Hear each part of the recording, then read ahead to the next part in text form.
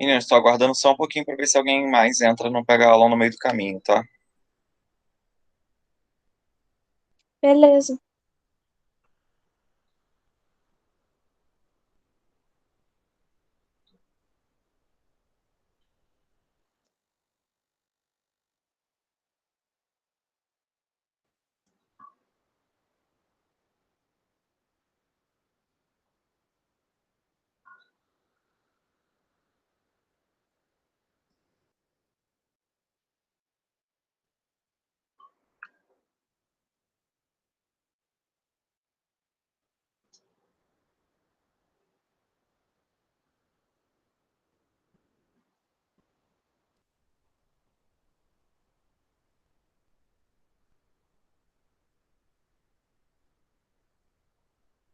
Bom dia, Sara. Oi, bom dia.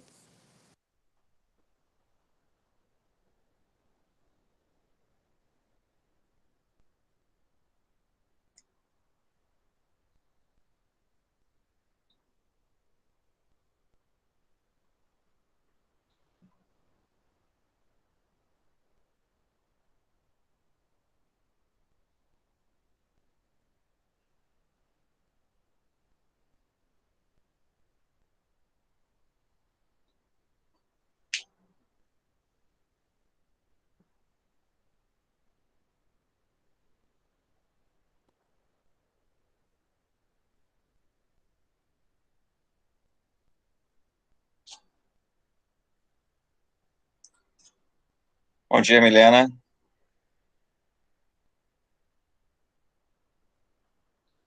Bom dia.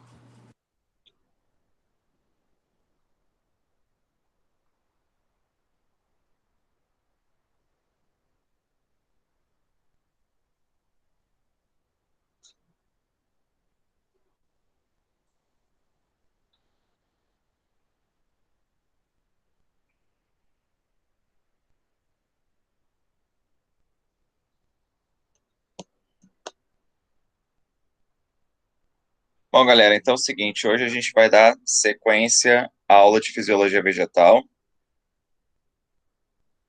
né? A gente falou sobre condução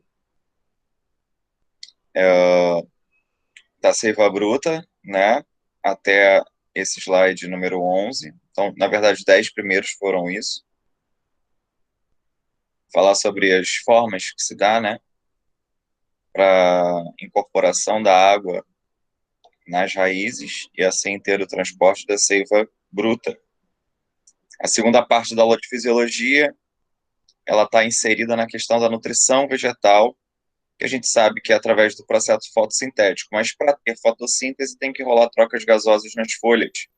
E os orifícios por onde ocorrem essas trocas são chamadas de estômatos. Então aí a gente tem a imagem dos estômatos, beleza? E esses estômatos eles podem estar, né, fechados ou abertos. Então, existe uma fisiologia, ou seja, existe um processo de abertura e fechamento desses estômatos que vai fazer com que,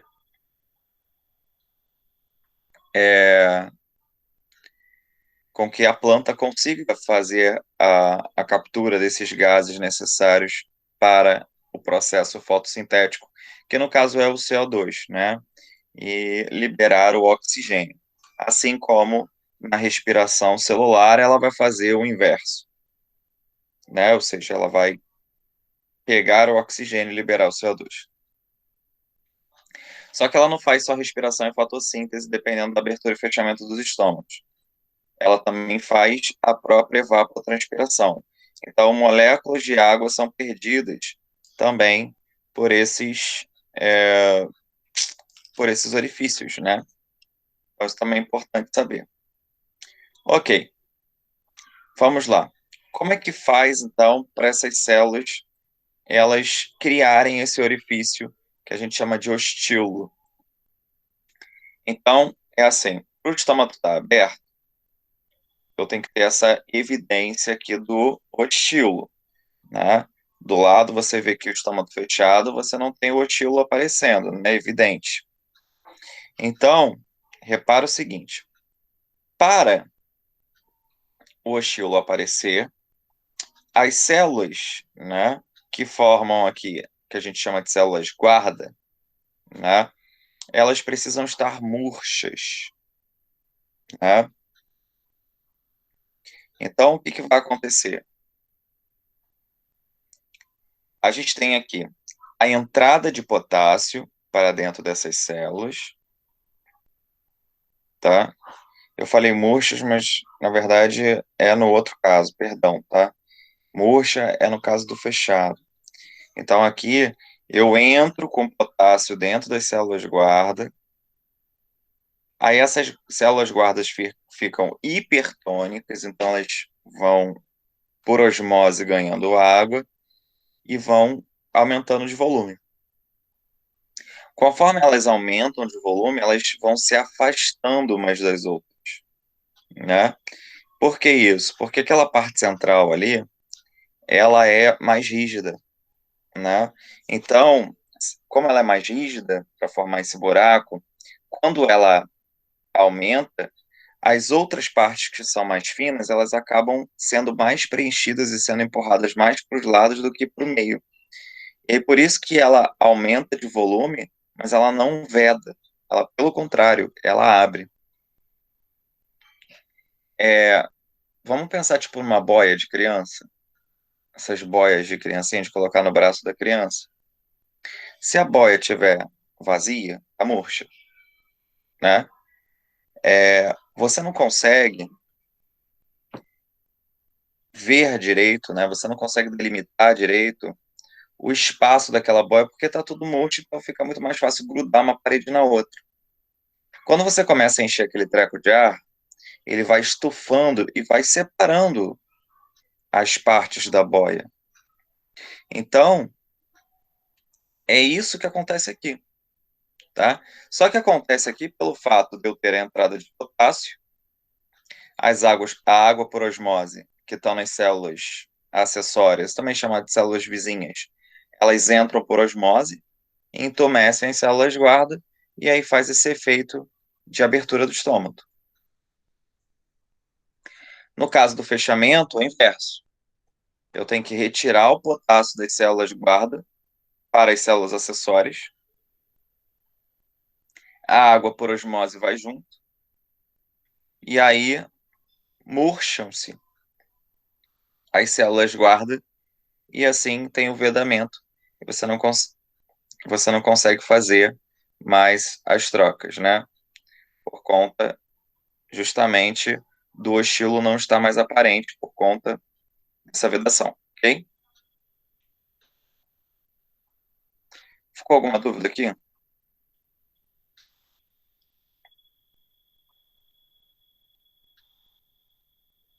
Vamos lá, porque teve uma hora ali que eu fiz uma troca, então pode ser que tenha confundido vocês.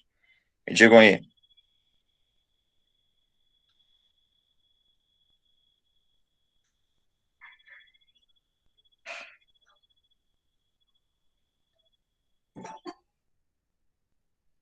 Tudo bem. Tá tudo bem Beleza, também.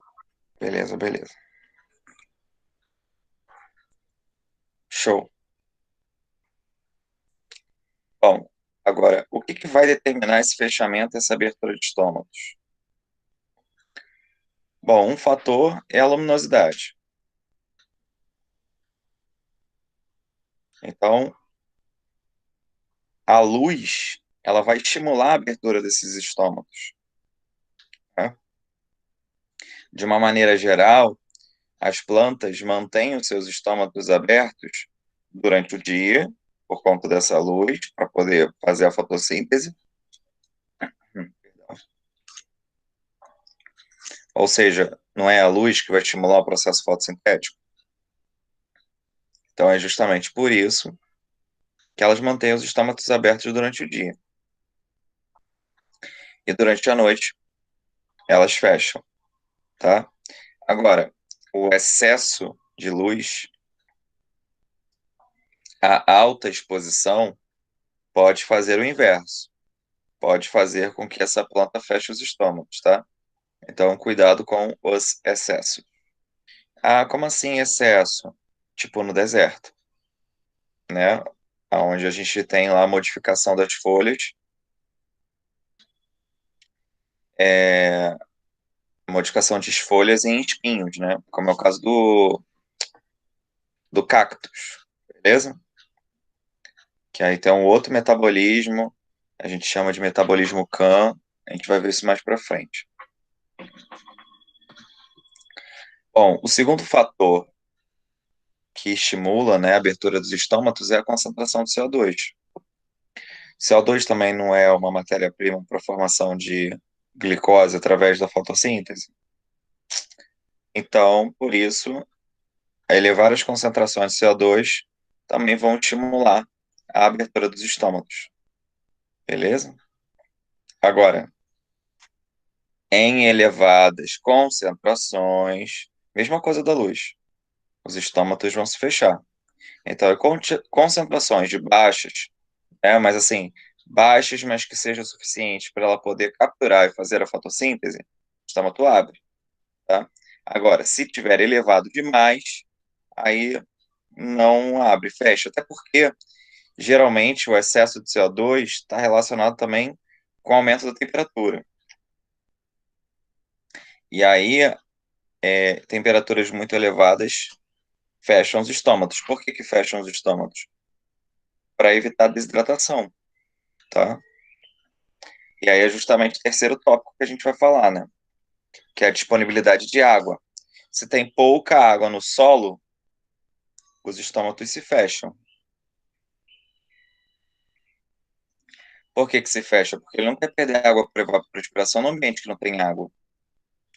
Agora, se tem muita água no solo, aí é tranquilo, eles podem ficar com os estômatos abertos, né? Inclusive, a maior parte das plantas tem os estômatos na face abaxial. Existem dois lados da folha, né, pessoal?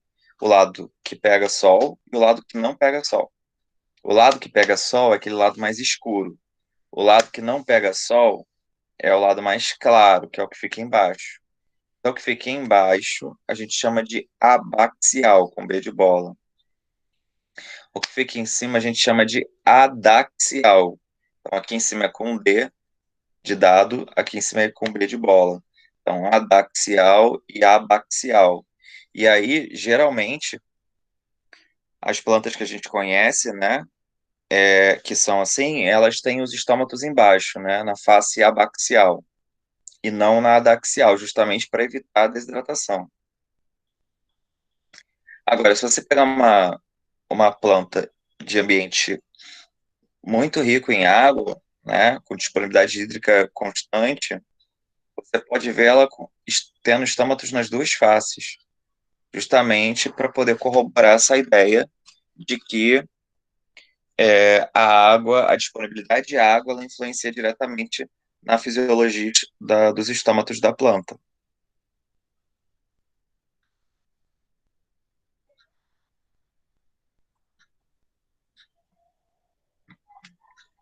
Bom, aqui a gente vai falar sobre a condução da seiva elaborada. A gente já falou sobre a condução da seiva bruta, né? Falei sobre capilaridade, pressão positiva da raiz, e a mais famosa e mais aceita, que é a teoria da tensão e coesão de Dickson. Então, essa parte que está em azul ali, que é o xilema, você já viu, né? O que você não viu ainda é o em rosa, que é o que desce. E aí, primeiro, tem que entender um pouquinho de histologia vegetal, né? Que tem essas placas crivadas aqui, essas placas entre uma célula e outra, por onde passa a seiva elaborada, que é a água com glicose, né? Tem sacarose, enfim. Lembrando que a sacarose, ela é um disacarídeo, né? Da união de glicose com frutose. Então, o que acontece? Primeira coisa, as folhas é onde são as responsáveis pelo processo fotossintético. Então, é a fonte da matéria orgânica. É a fonte do meio hipertônico, né? Meio muito concentrado. Se o meio é muito concentrado, ele atrai a água, né? Para diluir. Então, o que acontece? Quando a água chega na folha, ela dilui esse meio hiper. E aí o meio hiper diluído começa a descer, porque ele fica pesado e desce através do floema, tá? E aí, o que que vai acontecer? Conforme ele vai descendo, ele vai alimentando essas células vizinhas, né? Também por difusão, porque aqui tem mais glicose do que aqui do lado, beleza? E assim você vai passando os nutrientes através dessas células crivadas, né? Lembrando que crivos são esses traquinhos aqui, que passa de uma célula para outra, tá? Enquanto isso, a raiz, né, é a região de menor concentração de matéria orgânica. Por quê? Porque não tem folha, né? Não tem clorofila, não faz fotossíntese. Então ele depende de tudo que está acontecendo lá em cima da árvore. Qual é a função dele? Pegar o máximo de água possível, mandar lá para cima, para que então as folhas, né, rezar para que as folhas consigam fazer a fotossíntese e devolvam glicose para ele. Isso, ok?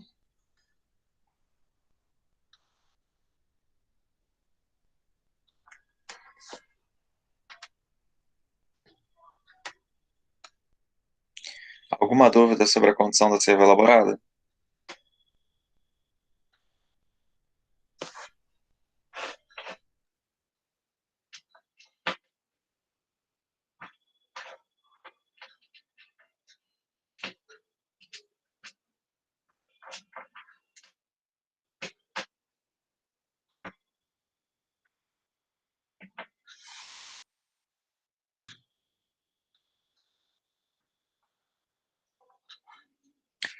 Bom, então o que a gente tem na verdade, tá tudo bem aí, Nara? Tranquilo? Eu vi que você já caiu 2 vezes. Oi, não, que eu troquei do celular pro computador.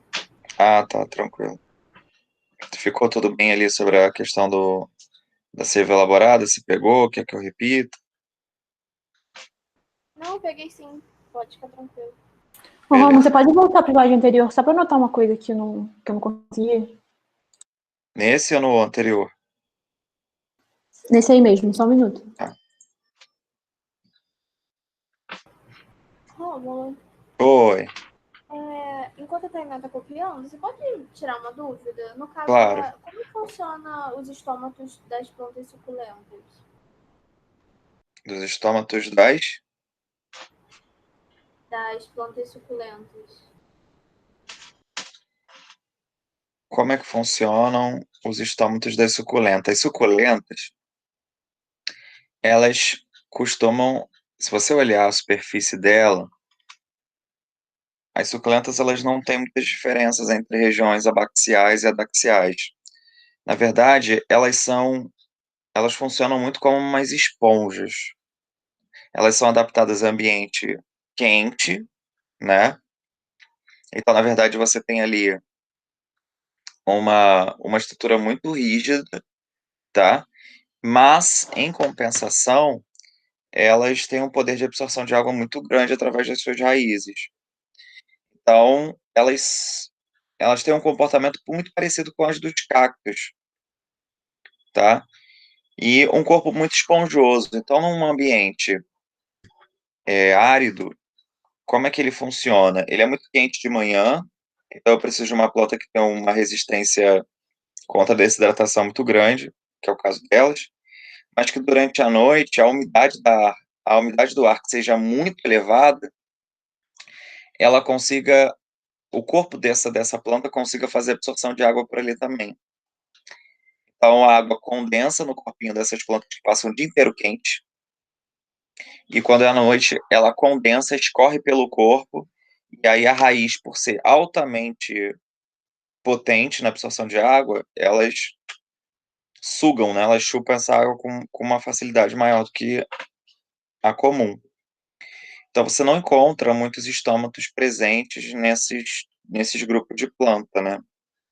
Existem os estômatos, mas eles ficam fechados basicamente o tempo todo, numa condição de muita luminosidade e temperatura, porque são plantas adaptadas a esse tipo de ambiente. Isso diminui a taxa fotossintética dela, né? Diminui a taxa fotossintética, sim, mas assim, a fotossíntese é baixa, tanto é que essas plantas elas não são plantas absolutamente grandes, elas são relativamente pequenas, né, se comparadas a outras. Então ela não precisa de uma taxa fotossintética absurda, mas por ter excesso de luz, calor e o próprio CO2 da respiração celular que ela faz, ela, como é que eu posso dizer? Ela não precisa, ela não tem necessidade de ficar fazendo fotossíntese a todo momento, porque toda matéria-prima para fazer fotossíntese ela tem abundantemente, exceto a água. Então ela tem todo o resto e fica lutando para não perder a água que tem e conseguir pegar a pouca água que tem do meio externo. Assim funciona. Eu estou falando do desenvolvimento de suculentas no ambiente natural, tá? Porque, na verdade, a gente tem suculenta tudo quanto é lugar hoje, né? Você pode pegar uma suculenta e ter em casa. Tipo, é mó modinha. Mas o ambiente natural dela é essa, tá? Entendi. Eu tô perguntando isso porque eu tinha uma suculenta. Aí quando Uhum, ela ficava no meu quarto, ela tava, tipo, super viva. Ela não pegava sol. Aí eu fui, pesquisei e vi que era bom deixar umas 2 horinhas no sol. Aí eu comecei a sim. deixar no sol e elas simplesmente morreram. Então é uma questão de adaptação da planta, né? Elas são, elas são de ambiente quente, naturalmente. Por isso que elas são altamente resistentes. É por isso que você deixar no seu quarto não é uma coisa muito ruim para ela, porque ela não está no ambiente de tal exposição ao sol, então ela não está lutando contra a vida, entendeu? E ela consegue sobreviver. Ela também não está dependendo muito de muita luminosidade, ela não está dependendo, porque ela consegue fazer tudo com pouco, entendeu? Ela é uma planta que costuma ser muito resistente, tá? E aí você consegue cultivar com facilidade. Agora, se você muda ela de meio, se você altera as condições, a fisiologia dela vai mudar. Tipo, você tá aí, eu te coloco na praia pegando solzão lá, sabe, na cara sem usar um protetor nem nada. Isso vai rolar um estresse fisiológico. A planta acontece a mesma coisa. Como ela é pequena, você consegue transportar facilmente, dá para você sair com ela de um lugar com uma temperatura X e variar 5, 10 graus Celsius, entrando no ambiente com ar-condicionado, sei lá onde, muito fácil. E aí isso estressa a planta, porque ela também reage a essas variações climáticas. Ela também tem que fazer uma regulação hídrica, saber se tem que pegar mais água, se tem que pegar menos água, se tem que fazer maior taxa de respiração celular, ou se tem que fazer menos. Tudo isso vai estar funcionando ali. Então, pode ser que nesse momento que você alterou o ambiente natural, entre aspas, né, dela, o ambiente natural, não diria, mas naturalizado, ou seja, que ela já estava adaptada e você muda essa condição climática dela, eu não sei em que momento você fez isso, eu não sei como é que estava a umidade do ar no momento que você fez isso, qual foi o período do dia que você fez isso, eu não sei dizer qual era a disponibilidade de água que a planta tinha, são vários fatores. E aí vai depender disso tudo para eu te dizer, tipo, não deve ter sido isso que provavelmente ocasionou a morte das suas suculentas. Mas elas costumam ser bem resistentezinhas. Eu também já cultivei suculenta. Eu, eu teve uma fasezinha da minha vida aí que eu montava, por hobby mesmo, tá? Não era para comercializar, não. Eu montava aqueles. Ai, agora eu até esqueci o nome do negócio. Fazia tanto aquilo e agora eu me perdi o nome. Já viram tipo um aquáriozinho que a gente faz o micro. Terrário. Um terráriozinho, isso. Então eu fazia os terráriozinhos assim, usava muitas suculentas nisso. E, e era legalzão, e a maior parte desses terrários eram feitos com poucas poucos, como que eu posso dizer assim, nutrientes ali, disponibilidade de substâncias ou, enfim, de condições para ele se manter. Então, é isso, mas vai depender também da sua planta que você está trabalhando, né? Tô falando aqui como se todas elas fossem iguais, e na verdade não são. Mas existe ali uma similaridade para essas características que eu coloquei aí, sobre alta resistência a lugares secos, né? Com alta temperatura, enfim, são esses exemplos. Aí você desistiu, não quis mais ter, ou Renato? Até agora não, só tem agora o cacto, que tá firme e forte aqui. Bom, pô. E o cacto fica dentro do quarto também. Isso. Aí já deu várias mudinhas e eu replantei as mudinhas. Mas esse A Legal. minha suculenta morreu também dentro do quarto. Dentro do quarto. Mas a gente mora no Rio de Janeiro, né? Tem questão de vocês É. usam ar-condicionado, essas coisas, né? Não, quase não ligo. É? Eu não tenho ar-condicionado aqui no meu quarto. Entendi. Porque aí vai depender muito dessas coisas todas. Eu tinha o cacto também. Ele chegou a florescer uma vez, foi a coisa mais linda do mundo. Mas ele não resistiu, não, por conta das variações. E, tipo, o cacto é mega resistente. Então, é, é uma arte. Essa questão do plantio é uma arte. E quanto mais você faz, mais você vai entendendo ali como é que as suas condições locais interferem na fisiologia das plantas, né? E as condições que você dá para ela também, né? Porque excesso de água faz mal, né? O, o terreninho, né? Ou seja, o solo que você está colocando ela ali para se desenvolver, como é que tá? Se é um solo fértil, se não é fértil. Isso também vai influenciar no desenvolvimento dependendo do tipo de planta que você tem. Às vezes você tem que colocar para a planta, perdão, gente, que meu celular estava tocando, sais minerais extras, né, por fora, às vezes ferro, às vezes cálcio, controlar a pH do solo. Então, dependendo da planta, tem tudo isso. Senão ela não desenvolve. Foi o caso foi de uma roseira que eu plantei uma vez. Eu tentei colocar no solo fértil, normal, mas sem sais minerais, e o treco não subia de jeito nenhum, não desenvolvia de jeito nenhum. Aí depois, conversando com outras pessoas, aí eu fui descobrir que você precisa colocar ali é, um, algumas substâncias extras, né, para poder, sais minerais para poder desenvolver a roseira, senão não vai, não vinga. Então, é isso. A gente podia fazer uma experiência, né? Pena que já está no final do ano, mas a gente podia fazer uma experiência ao longo do ano aí sobre desenvolvimento de planta, bem legal.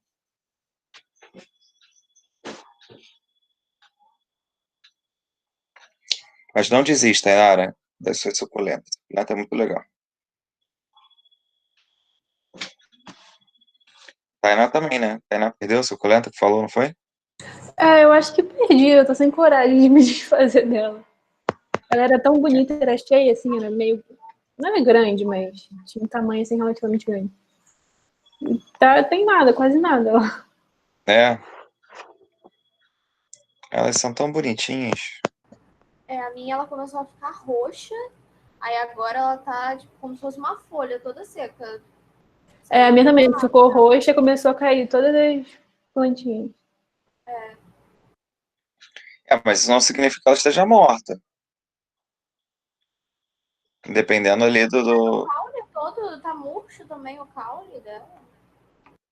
O caule tá todo morto também? Tá toda, tá só o pó mesmo. É.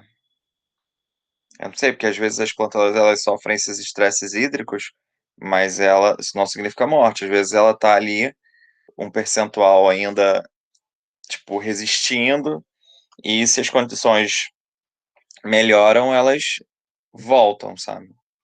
Então, acompanha direitinho, vê aí, para ver se isso não é um período de estresse hídrico da planta somente. Não só hídrico, né, mas do conjunto de fatores, ar, etc. Solo.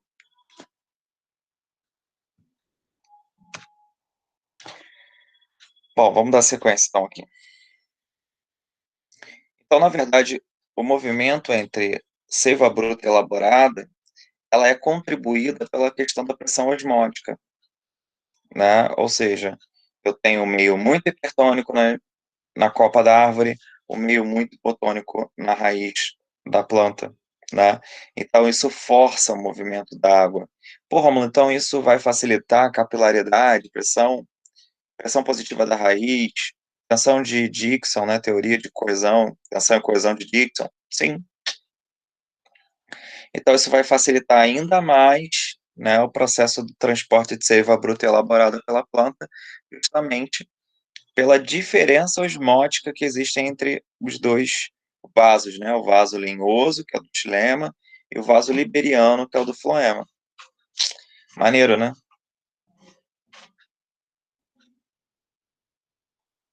Então, isso é bem importante.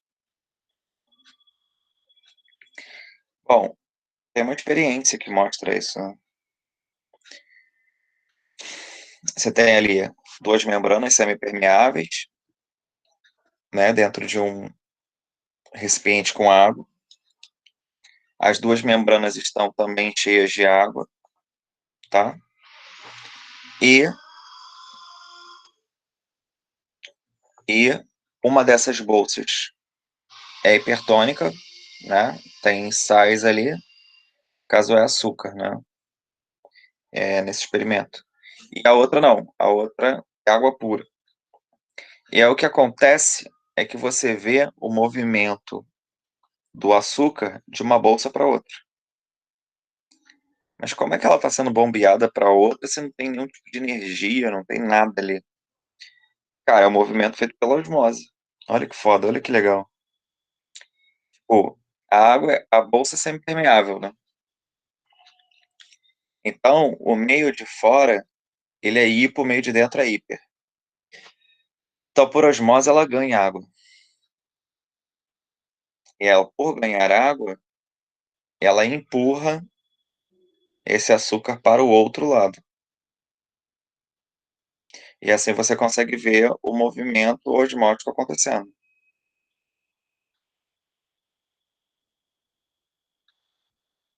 Deu para entender ou não?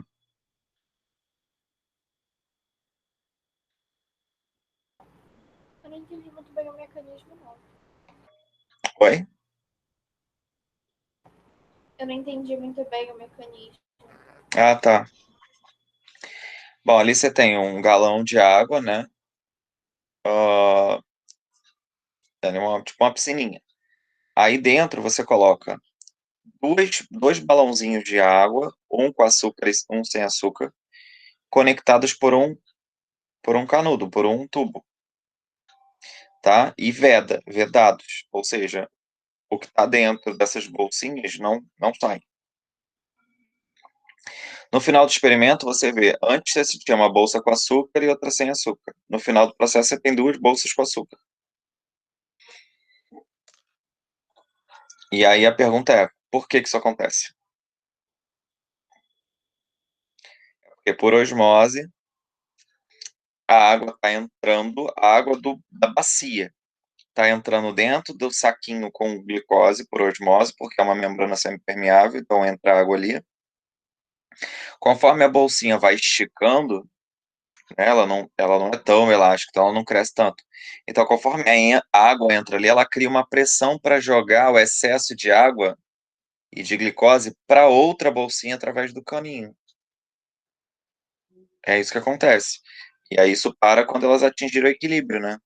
Para quando o meio externo e o meio interno entrar em homeostase, que seria isotonia. Ficou mais claro agora, Inara? Aham, agora entendi.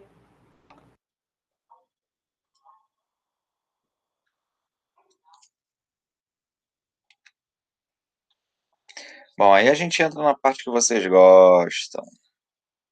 Hormônios vegetais.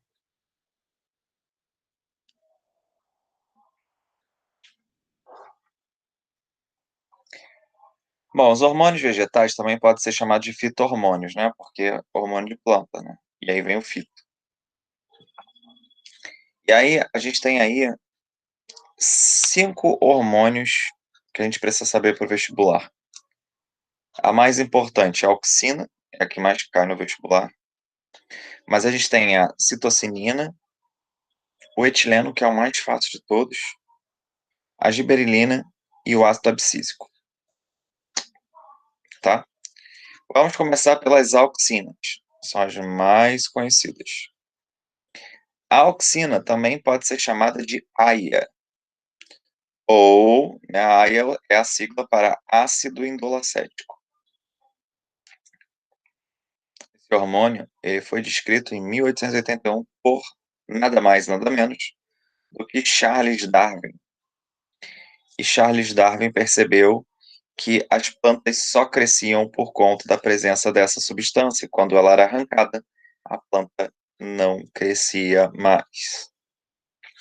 Mas, além disso, né, depois foi descoberto que a planta também, além do crescimento, ali no caso é um alongamento celular, as plantas elas também vão ter os seus movimentos determinados por isso, que também foi Darwin que descobriu. Então, os tropismos, né, que a gente chama de movimento, são os movimentos vegetais. Tem também enraizamento de estacas, ou seja, quando você corta um pedaço de uma planta que tem auxina, ela pode enraizar e formar uma outra plantinha a partir disso. A gente tem a dominância apical, vou explicar depois, e o desenvolvimento de caule e raiz, que também dependem de auxina. Preciso esperar ou posso ir?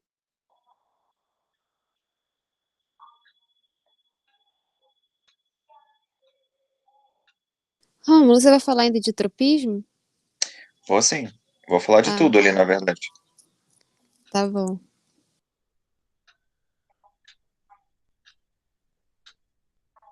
E só uma pergunta, estaca, eu achava que, tipo, era literalmente plantar com uma estaca, mas é uma técnica, né? Tipo, o que que é? É uma técnica onde você pega pedaços da planta, onde tenha gemas, gema apical, gema axilar. Então eu pego tipo um ramo da planta que tenha uma gema e faço o plantio dela. E aí, a partir disso, a própria gema vai estimular o crescimento de raiz ali daquela estaca, daquele ramo, para poder formar uma nova planta a partir daquele ramo. É isso. É porque caiu no Enem já e a resposta era alguma coisa relacionada com clonagem ou uma coisa assim. Sim, mas porque não tem. Quando você faz enraizamento de estaca, você está formando novas plantas a partir de uma mesma planta. Então, é como se eu estivesse fazendo a reprodução assexuada do negócio, né? E isso não deixa de ser clonagem. Ah, tá, entendi. Entendeu? É tipo assim, uma estrela do mar, você corta ao meio, formam duas. A partir de uma. Isso não é uma clonagem? É uma reprodução assexuada, não é? Então formam clones. Por isso, são iguais. Acontece com a planta. Você já ouviu alguma tia, mãe, de repente, até você mesmo, é, já viu alguém pedindo uma mudinha para outra pessoa? Ah, me dá uma muda disso para levar para casa. Aham. Para que serve isso? Por que as pessoas fazem isso? Para ter exatamente aquela planta? Exatamente. Então ela está levando um pedaço da planta da outra pessoa. E ela vai ter em casa um clone. Ah, tá, entendi.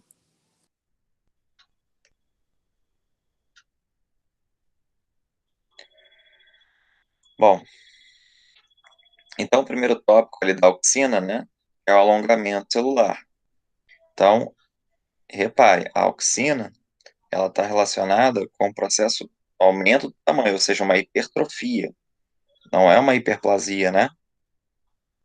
Não tem aumento do número de células, mas e sim o aumento do tamanho delas. Como é que ela faz isso? A auxina ela vai estimular o bombeamento de prótons, ou seja, H+, para dentro da parede celular, né? E aí, quando ela faz isso, esse excesso, né, de prótons vai causar uma deformação na configuração da parede celular. Ela vai expandir os espaços entre as moléculas, né, da celulose. E aí, quando eles fazem esse afastamento entre as moléculas de celulose, a planta acaba sendo esticada, ela acaba aumentando de tamanho, tá? Porque quem cria aquela limitação do tamanho é a celulose, né? A parede celular que é rígida. Então, quando você consegue expandir ela, a planta também, a célula cresce, a planta também cresce. Então, é assim que a auxina estimula o alongamento da célula, através do bombeamento de prótons do citoplasma para a parede celular. Show? Aí modifica-se, então, essas moléculas de celulose para que elas estejam mais espaçadas e assim a célula fica maior.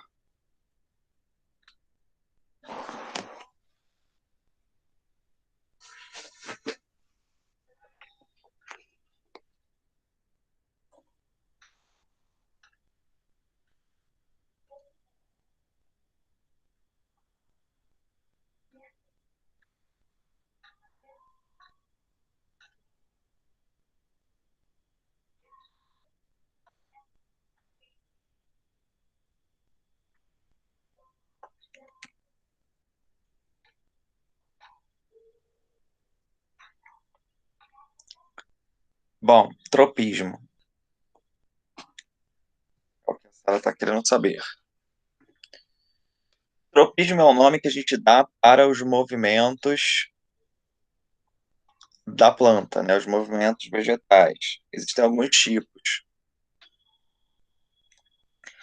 O mais conhecidão, tá, é o fototropismo, que é o movimento estimulado pela luz. Mas depois a gente vai falar os outros também, tá? Como é que funciona isso? Bom, a planta está cheia de auxina lá. Quando a luz incide na planta, a auxina ela é fotofóbica. Ela tem aversão à luz. Então, se a luz incide do lado direito, como a gente está vendo na imagem, a auxina ela é repelida para o lado oposto, tá? E aí a auxina faz o alongamento celular dessas células do lado oposto. Então, quem cresce mais são aquelas que têm mais auxina. Como as que estão sendo iluminadas crescem menos, então a planta começa a crescer mais na esquerda do que na direita. E acaba curvando a planta para a direita, que é em direção à luz. Justamente para levar a flor, né, as folhas, para ficarem mais iluminadas. Então, isso é o fototropismo. Bom, a gente deu um exemplo ali do caule, né? Então, o caule você já viu. Então, o excesso de auxina estimula o alongamento celular. A gente vai chamar isso de fototropismo positivo. Então, quanto mais auxina, mais alongamento com o estímulo da luz. Só que na raiz é o inverso. Repara, a raiz, a luz está batendo. A auxina também vai para o outro lado lá na raiz. Só que aí, ao invés de ela crescer para o lado da luz, ela cresce para o lado, né, inverso à luz. Ok? Então a gente vai chamar isso de fototropismo negativo, porque ele é o inverso do que está acontecendo no caule. Rômulo, Diga. eu não entendi muito bem, porque você tinha falado que a auxina é fotofóbica, não é? Isso. E aí na raiz, tipo, se a auxina vai pro outro lado, como é que ela cresce oposto? Eu não entendi muito bem isso. É porque, como eu falei, né? Na raiz a gente tem o inverso.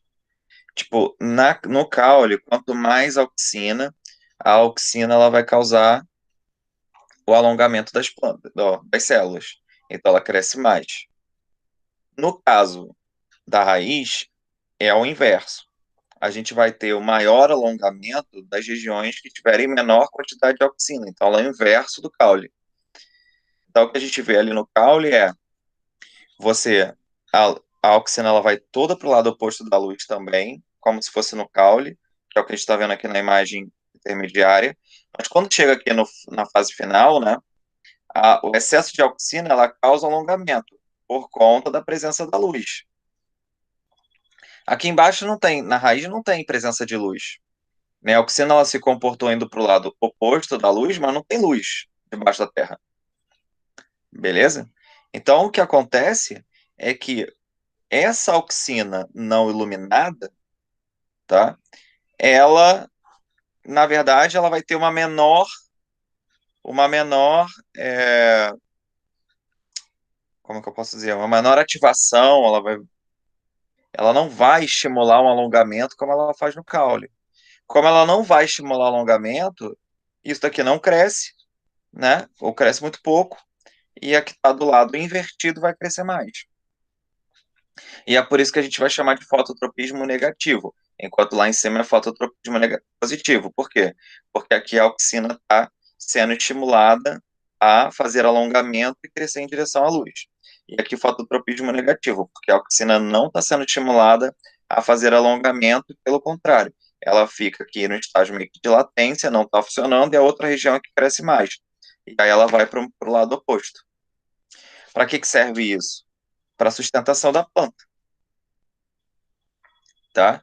Então a planta, ela está crescendo em direção à luz em um ponto, né, que é o caule, e ela vai fazendo uma raiz no movimento inverso para poder criar uma maior amplitude de ancoragem na terra, tá? E a gente vai ver que é isso e não é só isso, porque também existe o geotropismo, que é o movimento da planta condicionado pelo centro gravitacional da Terra. Mas aí a gente vai ver isso no próximo tópico. Ficou mais claro agora? Ah, é porque eu tinha. É porque, tipo assim, eu tinha pensado que a auxina ela estimulava o alongamento celular e a luz interrompia isso, entendeu?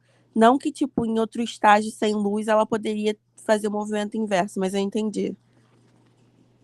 Sem a luz, ela vai promover justamente o processo invertido. Não é que ela faça inibição, mas ela não é estimulada ao crescimento.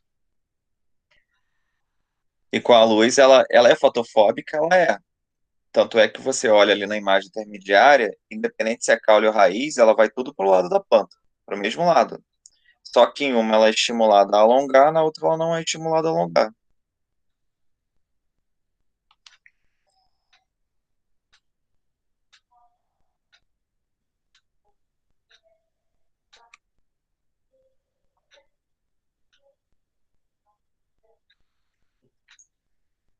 Bom, alguém quer perguntar mais alguma coisa aqui? Podemos.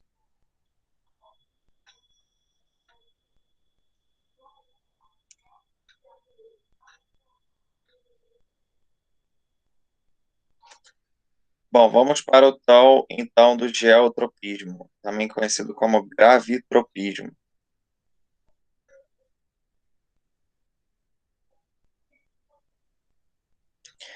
O geotropismo, galera, é assim.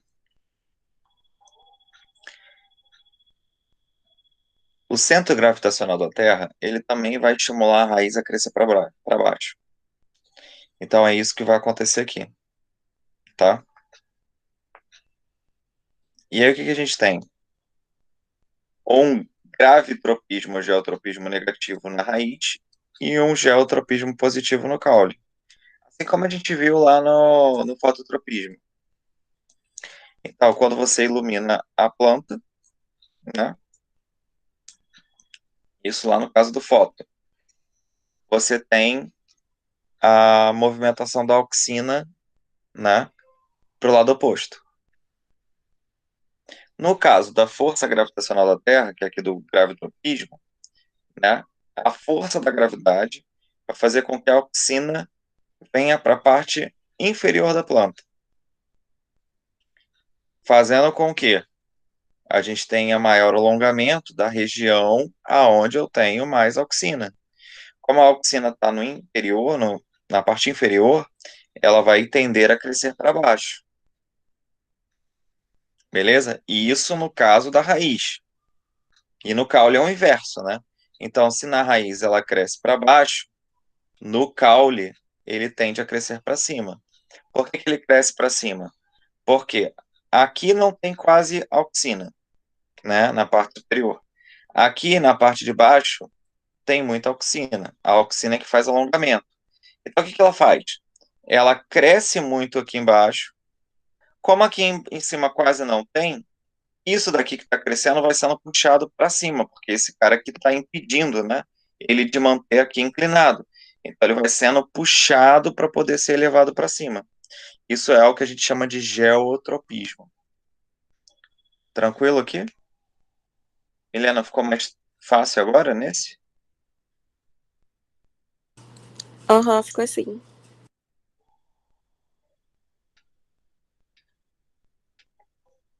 Tainá, Sara, tudo certo aí, Nara?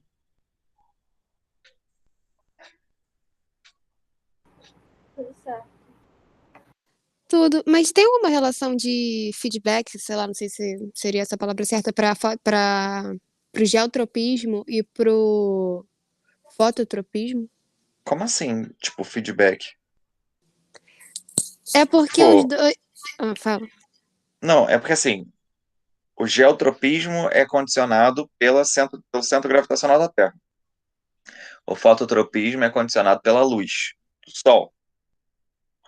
Aí, deixa eu ver, eu tô tentando entender o que você quer me perguntar. Tipo, o que você está falando é que a planta ela só vai ter o fototropismo se houver ação do centro gravitacional da Terra, ou o centro gravitacional da Terra vai influenciar no estímulo da luz do Sol. Tipo, por aí que você está querendo fazer É, foi relação? uma viagem meio doida que eu fiz. É porque os dois estimulam o crescimento da planta, mas não necessariamente. É porque o geotropismo sempre tem, né? Não tem como fugir disso aí. Sim, não tem, porque não tem como a gente fugir da gravidade. Não, sim. Não, é eu que tentei relacionar uma coisa aqui, mas entendi. Quando esses experimentos eles foram feitos separadamente. Então, o geotropismo foi feito sem estímulo da luz, para ver como é que o centro gravitacional da Terra impunha, né, essas condições. E o outro não tem como desvincular do centro gravitacional da Terra, né, porque ele está aí, ele existe. Então, uh, o fototropismo, a gente não desvincula o geotropismo, né, tipo, ele está ali presente. Mas é só para você entender como é que a luz estimula o fator de crescimento da planta e como a ausência de luz, ainda assim, ainda tem o fator de crescimento que é o geotropismo. Então, assim, feedback, eu não sei te dizer se existe. Eu acho que nunca ouvi falar de feedback entre os dois, entendeu? Mas eles são, sim, eles atuam juntos. Isso não tem como negar. Mas isso não significa que eles façam feedback. Feedback é assim, tipo, o que que eu causei na Sara? Eu fui lá e causei alguma coisa na Sara. E aí a Sara vai me dar uma resposta. E essa resposta que a Sara me der, isso vai ser meu feedback. E na planta eu não posso dizer assim, tipo, a luz do sol, ela interferiu no centro gravitacional da Terra. Tipo, para o desenvolvimento da planta, né? Eu, sinceramente, isso é muito. Sem relação, entendi. Não, Eu não sei falar, enfim, é muito físico, era isso que eu ia falar, entendeu? É muito mais físico do que biológico. Eu não sei te dizer se existe algum tipo de relação entre essas duas coisas do ponto de vista da física. Do ponto de vista biológico, a gente estuda separadamente. Era isso que eu queria dizer. beleza. É porque eu pensei na auxina e nessa relação do fototropismo com o Ai, meu Deus. geotropismo. Mas beleza, eu entendi sim. Obrigada. Nada, Sara, de boa. Bom, vamos Rômulo, para. Pode foi falar. mal. Rapidinho. É porque eu não sei porque eu tô tendo alguma dificuldade. Você pode voltar no slide, por favor? Claro. Tipo, o geotropismo negativo. Se a auxina vai pra parte inferior da planta, no caule ela vai para baixo e aí ela cresce do lado? Deixa eu tentar entender só o que você está falando para poder explicar. Você pode repetir?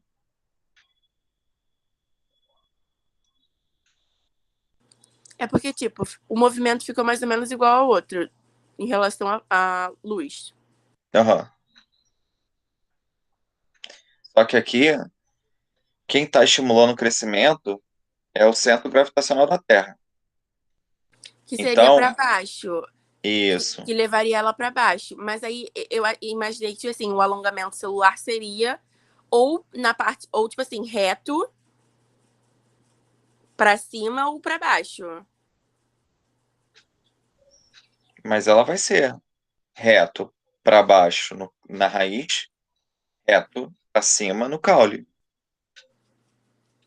Ah, tá. Exatamente o que você falou. E por que ela fica com esse formato, assim? É porque eu Não, achei. esse formato que ele está mostrando ali é só para você ver o início da curvatura que ele faz, porque ele era reto. Então ele começa a curvar para cima, começa a curvar para baixo. Mas no final do processo é a planta reta.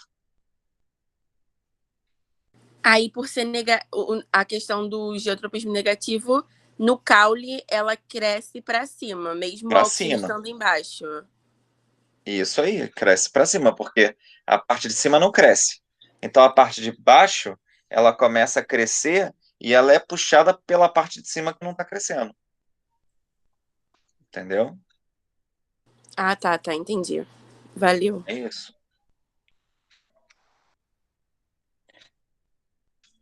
Muito bem. Mas essa questão aí, esse próximo tópico, ele já caiu em algumas provas. A gente chama de nastismo. Nastismo é qualquer movimento que a planta faça que tenha um estímulo externo, né? Então aqui a gente não tem participação de movimento de auxina.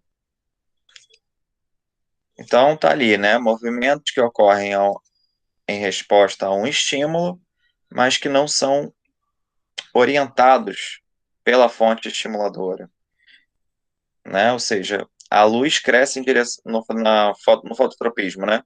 A planta cresce em direção à luz do sol. Então ele está indo orientado pela fonte estimuladora. Aqui não. Você tem ali a dormideira, né? Que é a mimosa púdica. E aí quando você toca nela, ela fecha. Então ela não está ali tentando capturar o teu dedo. Ela só está fechando para evitar, né, que essas folhas elas sejam perdidas. Então, esse é um movimento que ela faz, mas não é orientado pelo agente estimulante. Beleza? Então, essa é a ideia do nastismo. As plantas carnívoras também têm processo de nastismo, tá? Então, quando o inseto entra na folha modificada para captura desses insetos, elas também fecham, né? É um movimento que não é orientado pelo estímulo. É um movimento já. Qualquer coisa que tocar ali, ela vai fechar fazendo o mesmo movimento, tá? É diferente do fototropismo que você vê no girassol, que é coisa linda, né? O girassol passa o dia acompanhando a luz do sol. Aqui a gente não tem isso.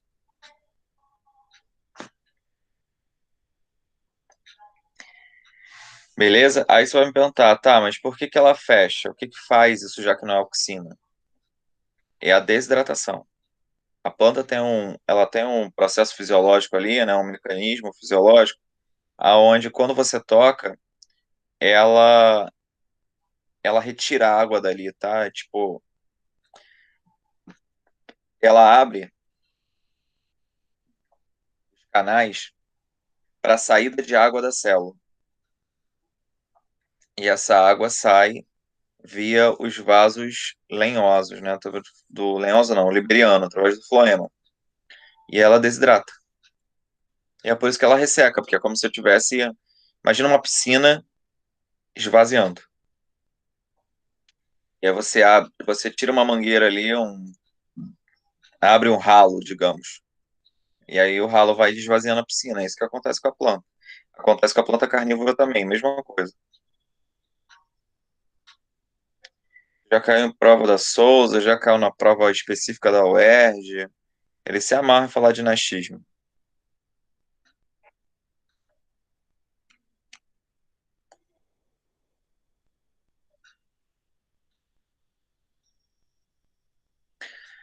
Bom, aqui a gente tem os hormônios em si, né? A gente já falou um pouco sobre alongamento, né? Também sobre tropismos. Então agora a gente vai para a questão do enraizamento de estacas, que são as tais das mudas que eu falei para a Sara, né? Então, quando você pega uma muda, você está pegando, na verdade, um ramo que tem alguma gema axilar, ou seja, tem auxina, e quando você planta isso, ele começa a desenvolver raiz a partir dali. E aí você tem uma nova planta, tá? Então, isso é muito feito em faculdade, fazer experiência, a galera faz muito enraizamento de estaca. É o que as nossas tias, mães, vós e tal, se amarram a fazer.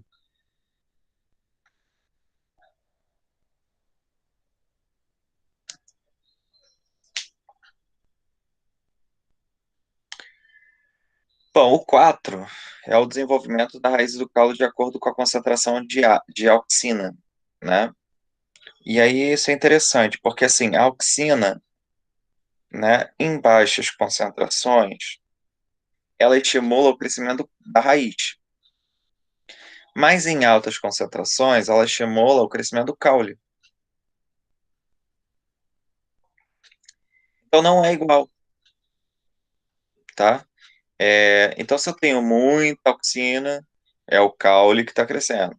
Se eu tenho pouca auxina, é a raiz que está crescendo. Aí eu pergunto para você, quem é que cresce primeiro, a raiz ou o caule?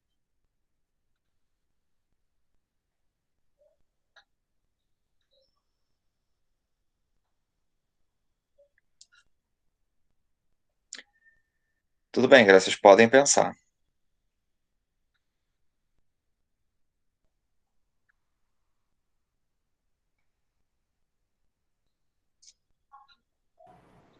Aí, É a raiz, né? A planta, quando cresce, quando ela germina a semente, a raiz cresce primeiro.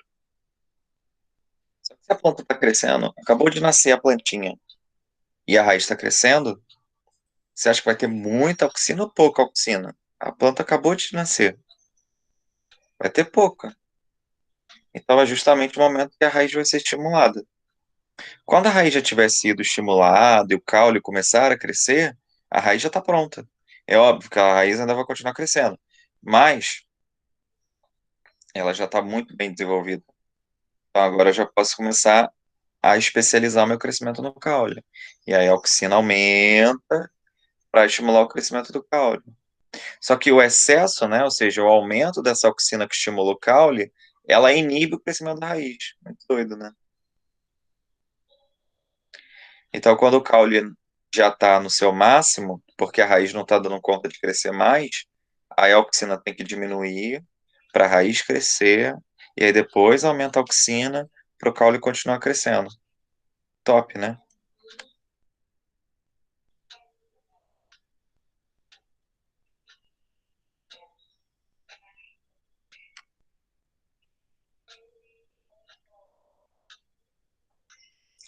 Bom, esse tópico aqui também cai em vestibular com frequência. Então, a dominância apical. Dominância apical é assim, a gente tem os locais onde você encontra a auxina, né? Que é na gema apical, ou seja, no topo da planta, nas axilas, ou seja, nos ramos, e na raiz. Então são nesses 3 pontos que você consegue encontrar as gemas, que são os locais onde tem muita auxina. E é assim, a auxina faz crescer, né? Alonga a célula. No entanto, elas se autorregulam. Tipo assim, se você só tiver a gema apical, a planta cresce para cima. Se você só tiver gema lateral, a planta cresce para o lado. Mas se você tiver a gema apical e a gema lateral, uma inibe a outra. E aí a planta cresce. Na real, ela não cresce, né? Se crescer é muito pouco para os dois lados, tipo, tanto para cima quanto para o lado.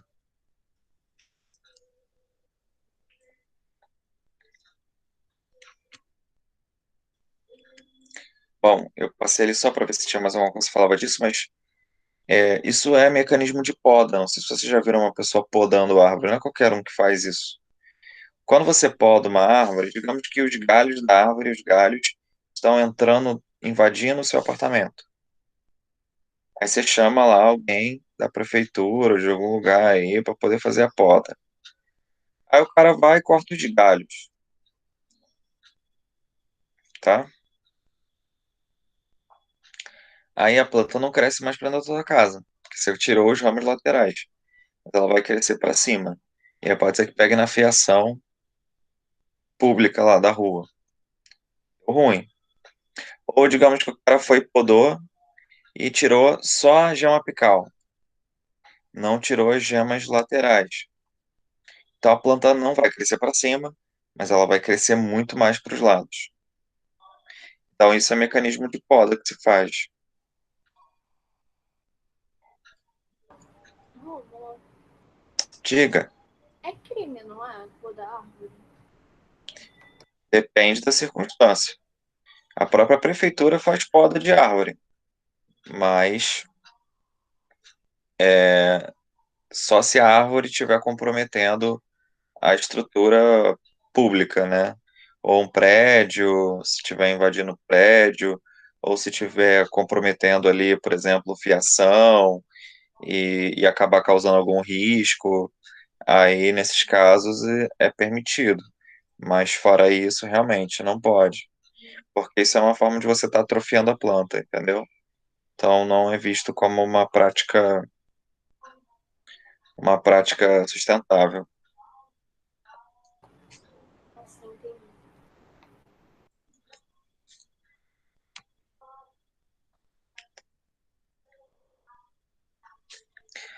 Segundo hormônio, galera, aqui a gente tem a citocinina.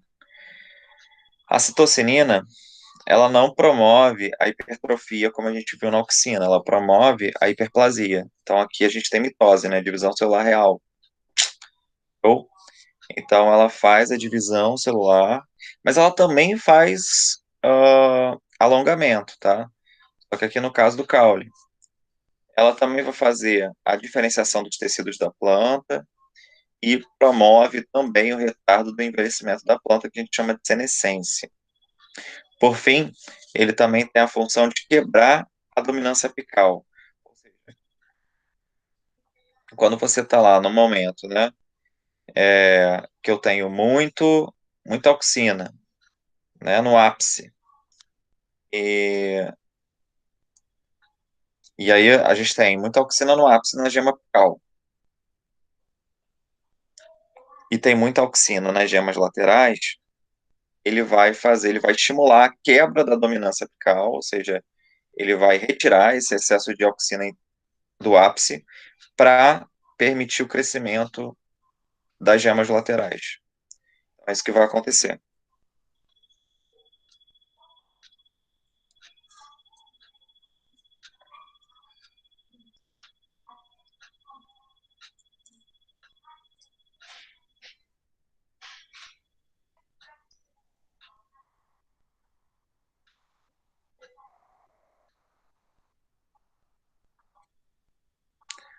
Bom, o etileno é muito comum. É um gás, né? É o C2H4. E o etileno, ele é produzido pelas próprias plantas, conforme elas amadurecem. tá? Então é um gás que elas produzem ali. E o que cai em vestibular, né, geralmente falando? É que elas promovem o amadurecimento do fruto. Vocês já devem ter ouvido falar que uma planta estragada ou podre, ela estraga todas as outras. É justamente por isso, porque produz o gás etileno que vai amadurecer as outras. Então, assim, quando você quer amadurecer banana, um fruto, mamão, verde, o que você faz? Enrola num jornal, enrola num saco plástico, né? Mas, na verdade, você tem que dar uma batidinha nele, dar uma machucada, porque aí ele produz mais etileno. Ou então você, na hora de comprar a banana, você traz uma bem madura, quase já indo para apodrecer, sabe? Porque ela está produzindo muito etileno, então vai amadurecer as outras muito rápido se você vedar elas no mesmo espaço, confinado. É por isso que se você pegar um cacho de banana e deixar num saco plástico ou uma fruta qualquer, né? Por muito tempo ela vai estragar muito rápido. Então, é o etileno que faz isso, ok? Então, ele germina plantas jovens, amadurece frutos, promove envelhecimento celular, então aqui é o inverso, né?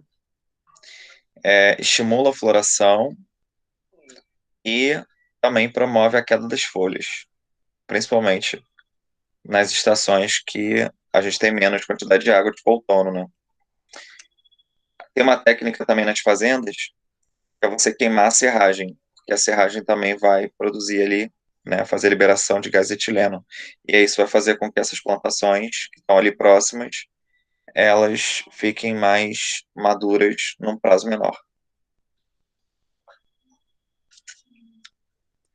O próximo é a gibberelina. A gibberelina é um outro hormônio. Aqui a gente vai ter, né, a produção de frutos partenocárpicos. A própria banana é isso, né? Lembrando que partenocarpia, aqui para vegetal, é o desenvolvimento do fruto sem fecundação da planta. A gente também tem alongamento caulinar, também realiza a mobilização, né, das reservas de semente para o embrião e quebra a dormência de sementes e gemas na primavera. Óbvio, depende da água, mas ele estimula isso.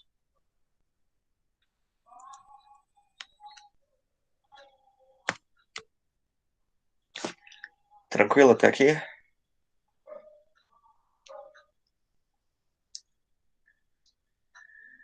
Bom, o próximo hormônio é o ABA, chamado de ácido abscísico, muito importante para locais onde você tem invernos rigorosos, porque ele promove a dormência em gemas e sementes. E assim elas não congelam, e quando a próxima estação vier com condições mais favoráveis, essas gemas e sementes conseguem se desenvolver, tá? Ela também promove o fechamento de estômatos nas plantas, então as folhas não morrem, elas ficam congeladinhas ali, mas não morrem, e induz o envelhecimento das folhas, frutos e flores.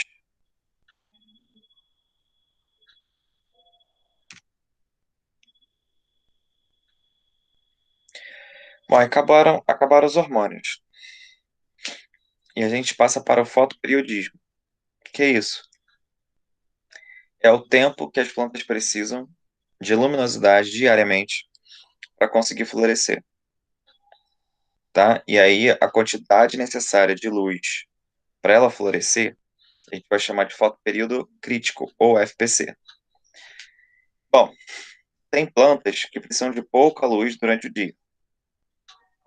A gente chama de plantas de dia curto. Tem plantas que precisam de muita luz durante o dia longo. E plantas que não dependem disso. Então vamos dar uma olhada. Então você tem um verão aqui, né, com muita luz, e um inverno com pouca luz. Aí vamos lá. A planta de dia longo, no verão, ela não floresce, né? A planta de dia curto, ela floresce no inverno. Então, o que isso tem a ver, cara, com a vida, né?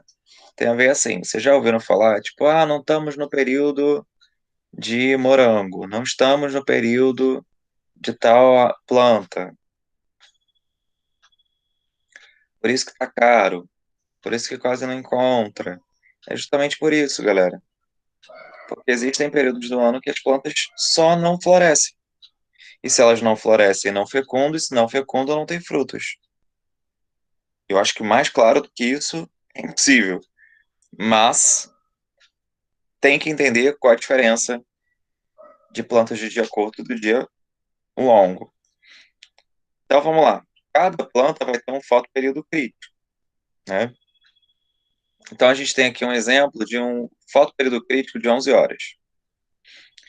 Então a gente só vai ter ali, né, plantas que florescem quando submetidas a um período de luminosidade inferior ao seu fotoperíodo crítico.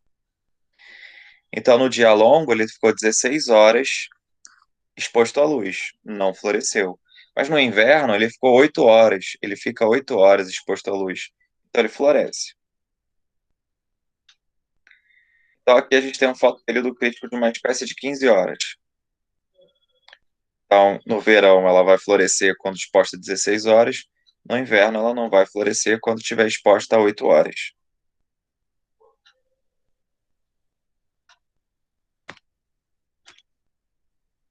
Então essa é a diferença entre plantas de dia curto e plantas de dia longo. Mas na real, a grande verdade é o que quem determina o florescimento não é o dia, e sim a noite. Vou explicar o porquê. Então, na real, não tem planta de dia curto e planta de dia longo. Tem planta de noite longa e planta de noite curta. Vamos ver o porquê. Olha só, o primeiro caso lá é uma planta de dia curto, né? Então, a gente já viu essa imagem aqui. Mas repara do lado que eu tenho assim, a planta ficou 8 horas, tá? Pegando luz, então era para florescer. Mas durante a noite, digamos que você iluminou a planta ali, num experimento. Iluminei ela, 10 minutos. E aí a planta não floresceu. Ué, mas ela ficou 8 horas e 10 minutos. É porque, na verdade, as 16 horas de escuro que ela estava lá, que ela precisou para se recuperar, ela não teve. É tipo você dormir e eu te acordo 3 horas da manhã, você fica meia hora acordado. Quando chega no dia seguinte, você é como se você não tivesse dormido. É tipo isso, tá? Na planta de dia longo, o inverso. Então aqui ela floresce com o dia longo, com o dia curto ela não floresceu. Mas se você pegar ela, deixar um dia curto e iluminá-la um pouquinho ao longo do momento não iluminado, ela também vai florescer. Então, isso mostra que não é o dia que determina, mas sim a noite. Ok? Tem alguns exercícios aqui para vocês fazerem como sempre. Eu vou deixar aí para casa. E se vocês tiverem dúvida, vocês me perguntem. E aí? Tranquilo? Não tranquilo? Foi rápido? Querem que eu volte algum slide?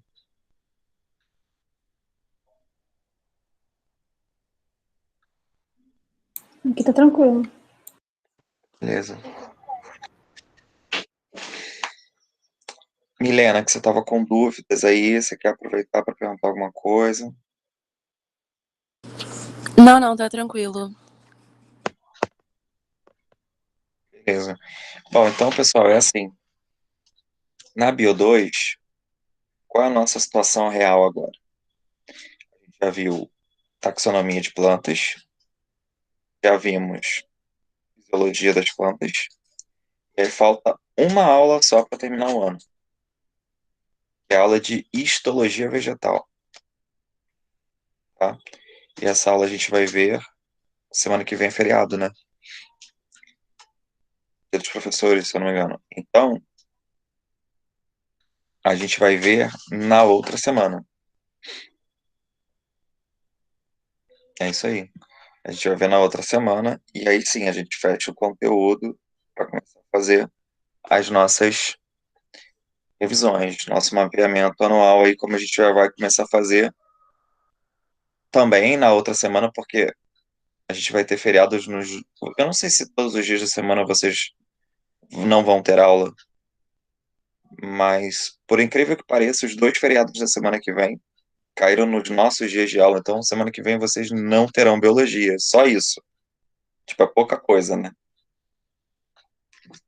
Então vocês não têm nem segunda nem na quinta. Você vai aderir mesmo? Oi? O curso vai aderir os 2 feriados?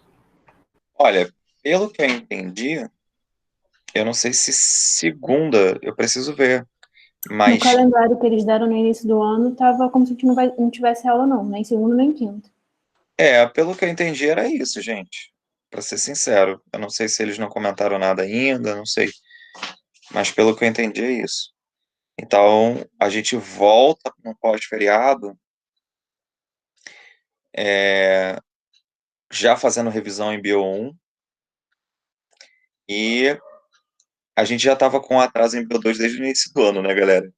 Então a gente vai terminar a Bio 2 com esse retorno pós-feriado ainda com uma aula, e aí depois sim, a gente já começa a fazer a revisão na semana seguinte também dela. Tá? Tá com uma semana de diferença nas duas. Show? Mas não se preocupem não, o curso tá vendo aí uma programação especial para vocês, e a Jarline ficou de conversar, eu acho, em algum momento. Tá bom? Não deixe de fazer os exercícios, qualquer coisa é só me mandar mensagem, e um ótimo feriado para vocês, uma ótima semana para vocês, na semana que vem. Continuo aqui, tá? Vocês podem falar comigo de boa, não tem problema com isso, tá? E é isso. Show? Alguém quer falar mais alguma coisa?